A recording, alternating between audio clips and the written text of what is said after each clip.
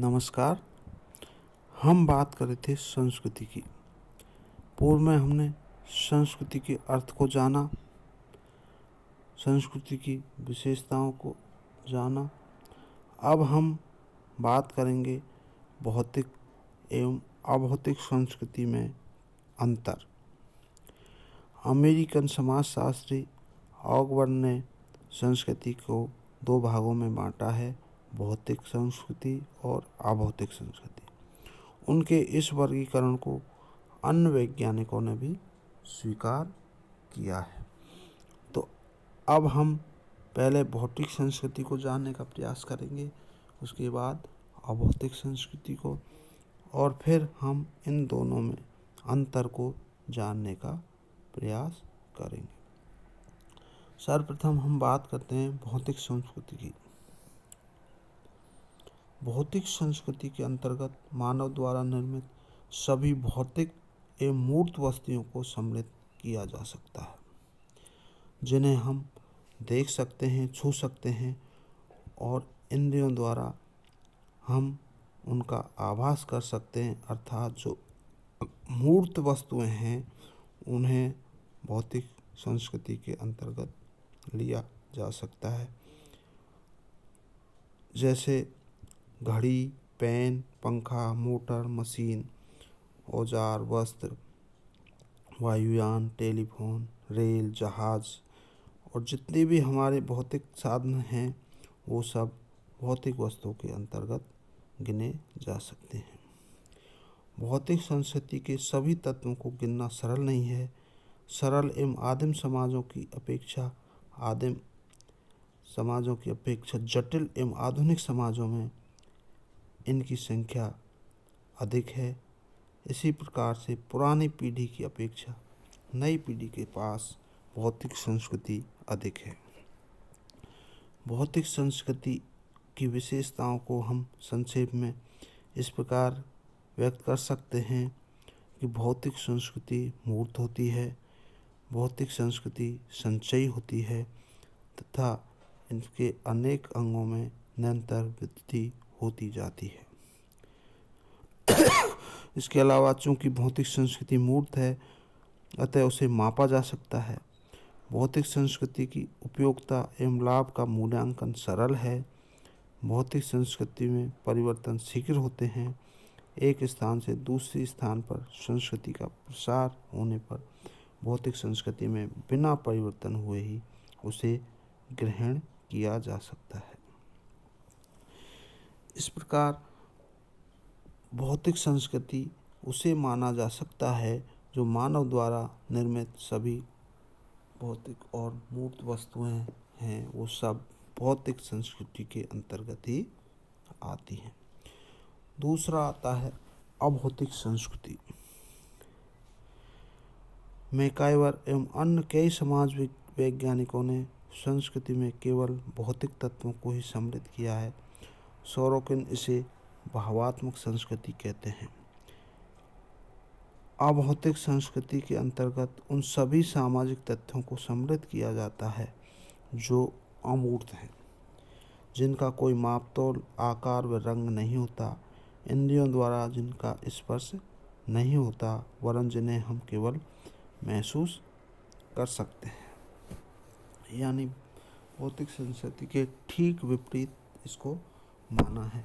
वह हमारे विचारों एवं कार्यों में निहित होती है। सामान्यतः अभौतिक संस्कृति में हम सामाजिक विरासत में प्राप्त विचार, विश्वास, मानदंड, व्यवहार, प्रथा, रीति रिवाज, कानून, मनोवृत्तियाँ, ज्ञान, कला, नैतिकता आदि को सम्मिलित करते हैं। अभौतिक संस्कृति समाजीकरण एवं सीखने की प्रक्रिया द्वारा पीढ़ी दर पीढ़ी हस्तांतरित होती है। अभौतिक संस्कृति की विशेषताओं में हम संक्षेप में इस प्रकार प्रकट कर सकते हैं कि अभौतिक संस्कृति अमूर्त होती है। क्योंकि अभौतिक संस्कृति अमूर्त होती है, अतः उसकी मापतोल नहीं की जा सकती। उसे तो केवल छुआ जा सकता है, जिसे केवल अनुभव किया जा सकता है, छुआ नहीं जा सकता। अभौतिक संस्कृति जटिल होती है। अभौतिक संस्कृति की उपयोगिता एवं लाभ का मूल्यांकन भौतिक वस्तुओं की तरह प्रकट नहीं किया जा सकता। अभौतिक संस्कृति में परिवर्तन बहुत कम और धीमी गति से होते हैं। सांस्कृतिक प्रचार के दौरान अभौतिक संस्कृति के तत्वों को उसी रूप में ग्रहण नहीं किया जाता, वरन उसमें थोड़ा बहुत परिवर्तन आ सकता है। अभौतिक संस्कृति का संबंध मानव के आध्यात्मिक एवं आंतरिक जीवन से होता है। तो इस प्रकार हम कह सकते हैं कि अभौतिक संस्कृति सामाजिक विरासत में प्राप्त विचार, विश्वास, व्यवहार, रीति रिवाज, ज्ञान, कला, नैतिकता आदि को मान सकते हैं। अब हम बात करते हैं कि भौतिक एवं अभौतिक संस्कृति में क्या अंतर है, उनके बीच क्या क्या अंतर हो सकता है। तो हमने पूर्व में इन दोनों का अर्थ जाना और उस अर्थ के आधार पर हम इन दोनों में अंतर निकाल सकते हैं कि भौतिक संस्कृति और अभौतिक संस्कृति में क्या अंतर होता है। तो अंतर की बात करते हैं तो पहला अंतर हम यह देख सकते हैं कि भौतिक संस्कृति मूर्त होती है, जबकि अभौतिक संस्कृति अमूर्त होती है। क्योंकि भौतिक संस्कृति को हम देख सकते हैं, छू सकते हैं और इंद्रियों द्वारा उनको ग्रहण कर सकते हैं, अतः वो मूर्त होती है। जबकि अभौतिक संस्कृति को हम नाप तोल नहीं सकते, उसके आकार रंग रूप को नहीं देख सकते और उनका इंद्रियों द्वारा स्पर्श नहीं किया जा सकता, उन्हें तो केवल महसूस ही किया जा सकता है। अतः अभौतिक संस्कृति अमूर्त होती है। दूसरा अंतर की बात करते हैं तो हम भौतिक संस्कृति की अपेक्षा स्थिर और धीमी गति से अभौतिक संस्कृति में परिवर्तन आता है। अर्थात अभौतिक संस्कृति बहुत ही धीमी गति से परिवर्तित होती है, जबकि भौतिक संस्कृति में स्थिरता नहीं होती, वो बहुत तेज ही गति से परिवर्तित होती है। भौतिक संस्कृति में वो सभी भौतिक वस्तुएं आती हैं जिनको हम अपने उपयोग में लेते हैं और उनमें बहुत ही तेज़ी से परिवर्तन होता रहता है, वो बदलती रहती है। लेकिन अभौतिक संस्कृति के अंतर्गत हमारे विचार, विश्वास, व्यवहार, ज्ञान, कला, नैतिकता आदि आते हैं, जिनमें परिवर्तन बहुत ही धीमी गति से होता है। तीसरी अंतर हम देखेंगे कि अभौतिक संस्कृति का संबंध मानव के आंतरिक जीवन से है, जबकि भौतिक संस्कृति का संबंध बाह्य जीवन से। क्योंकि भौतिक संस्कृति के अंतर्गत हम उन सभी भौतिक वस्तुओं को सम्मिलित करते हैं जिनका हम उपयोग करते हैं हमारे जीवन में, जिनको काम में लेते हैं। लेकिन अभौतिक संस्कृति को हम काम में लेते हैं, लेकिन वो अपने आंतरिक जीवन से संबंधित है, क्योंकि वो हमारे विचार होते हैं, हमारे विश्वास होते हैं, हमारे व्यवहार होते हैं, हमारे रीति रिवाज होते हैं, जो आंतरिक जीवन से संबंधित होते हैं।